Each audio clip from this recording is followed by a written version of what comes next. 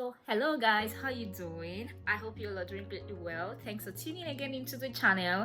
And it's always a pleasure to have you. Always a pleasure. This is Spencer Bell, and you know how we do it is we talk relationships, we talk growth, we talk healings, we do vibes and a lot more fun things which I promise you're gonna enjoy. So guys, do you often feel controlled, insecure, frightened in your relationship? Do you often feel the need to keep quiet in your relationship just to avoid some sort of unnecessary argument? Probably you know somebody who has this feeling. Then this vlog is for you. I encourage that you watch this vlog till the very end because I'm sure you're definitely gonna find it useful.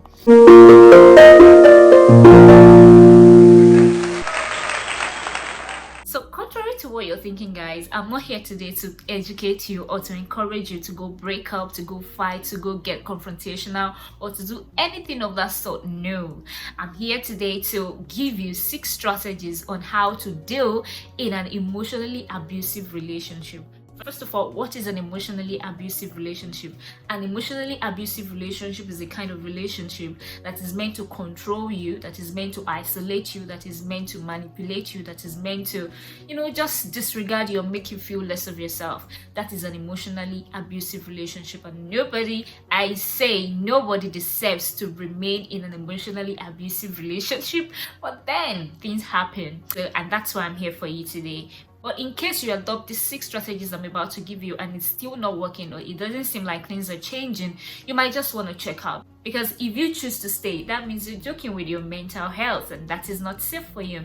Now, before we go into this, I need you to understand what a healthy relationship is. A healthy relationship is a relationship that contributes to your growth, your development. You feel safe, you feel secured, you feel like your self-esteem is in, and you feel like you are regarded, you are loved, you feel like you are respected and appreciated. Now, that is a healthy relationship, and that is the kind of relationship every normal human being should desire, and that is the kind of relationship every human being should want to be in. That is the kind of relationship everybody should settle for, and nothing less. But despite this general knowledge, some of the times people still fall into some kind of relationships that are emotionally abusive.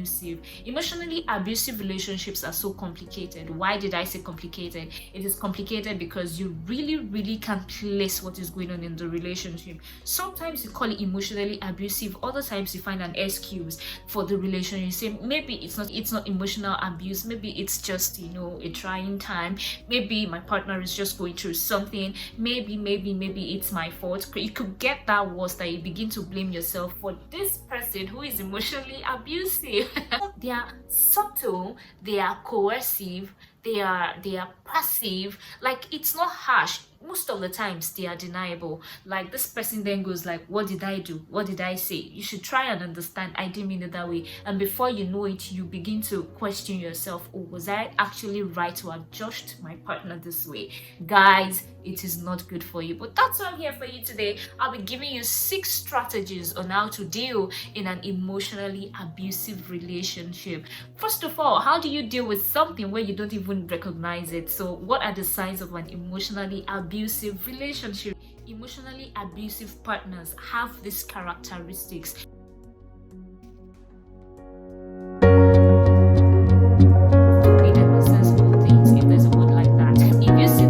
These patterns I've mentioned, you might just want to check it, because you might just be in an emotionally abusive relationship. Stop deceiving yourself, guy. Confront it and be serious with it, and adopt the 6 strategies I'm about to drop. Yeah, guys, let's go into how to deal in an emotionally abusive relationship. I'm sure you get it. So the first one is recognize the signal. When you recognize the signal, actually, how do you get to deal with something you have refused to recognize? You don't get to deal with something you haven't even accepted. So you have to sit and have a heart-to-heart conversation with yourself. Be real, be as real as possible. What am I doing? What is this relationship like? Is this how an ideal relationship should be? Does this really go with the definition of a healthy relationship? And the second, get connected, stay connected. What I mean by get connected, stay connected, guys, is first thing an emotionally abusive relationship will do to you is they will try as much as possible to separate you, get you isolated from friends, isolated from social media. God, I hear a lot of relationships where the partner goes like, I don't want to see you on social media, or I really don't like you being too active on social media. Excuse me, hello. Anyway, that's not my concern.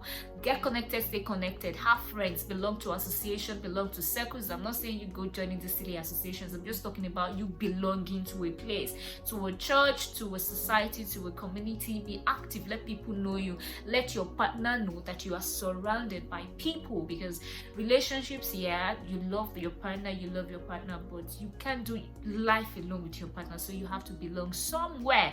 Never ever let your partner isolate you. When establish your boundaries, you want to establish your boundaries. You want to talk to yourself once again.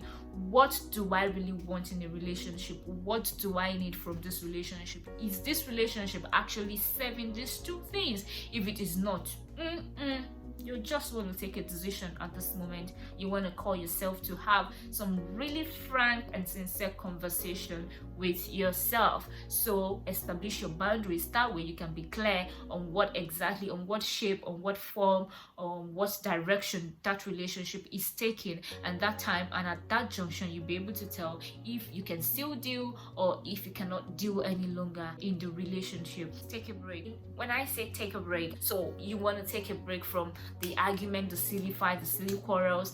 When the phone call is heading towards, the usual direction or the usual argument, unfruitful direction, you just want to, like, it's all right, it's okay, I understand. You just want to compromise whatever it is. That is if you are trying so hard to make the relationship work with this emotionally abusive partner. And by doing this, honestly, I would seriously, frankly, so seriously encourage or suggest and implore that you go see a therapist, somebody who can tell you more and guide you more into a more detailed pattern or strategy of what you can do to survive a marriage with a partner who is emotionally abusive, because it's a lot of work. I tell you, it is a lot of work. While taking this break, I'm telling you that you just constantly, agreeing. You just want to agree to be the doormat, to remain constantly bent, to just be the dummy, to this person. But yeah, can I say that is not you being loving? I don't think that's you being loving. I don't even think that is you being submissive. It just means you're just it's just a decision you've taken just for love or for some other reasons which I really don't understand. But then whatever decision or choice you take, I wish you luck, darling. Okay, so this is a plus in case you want to forge ahead with your emotionally abusive partner, in case you just don't or can't call it quit with your emotionally abusive partner. I encourage that you kind of conduct a kind of deep research into your partner's background. Go ask questions, try and understand his or her upbringing, try and understand patterns in their family and things like that. Just maybe, just maybe, you might be able to find something somehow that you can kind of link to his or her emotionally abusive nature. And you know how it is, when you're able to trace the source of an outbreak, it's usually very much easier to put an end to it. So guys, I wish you luck, and I really hope that it works for you. You might just want to use the as a dub. Yeah, if you check all of those things and you actually have this conversation with yourself and you doubt your ability to survive marriage with this person, you just want to boom, press the red button and call it quit. Yes, all I have said today is directed towards people who are in a relationship. This is a disclaimer right now. I'm not talking to married people. I'm talking to people who are just dating, people who are just yet to be married. Yeah, so this is all I have for you on 6 strategies on how to deal in an emotionally abusive relationship. Yeah, let me tell you, in case you think you want to try a little more, in case you think it's not much of a big deal, in case you the effects of an emotionally abusive relationship, they are numerous, but I'll tell you this: it makes you doubt yourself.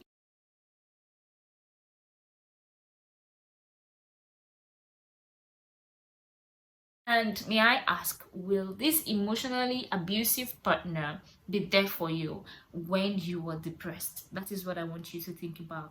I love you so much, guys, and till I come your way next time, do not forget to subscribe to my channel. If this is your first time, don't remain a stranger, and do not forget to drop your comment. Do not forget to give me a like, because that will really help my page. And also do not forget to turn on your notification bell so you get it as soon as possible whenever it drops on this channel. I love you guys. Take care of yourself. Bye.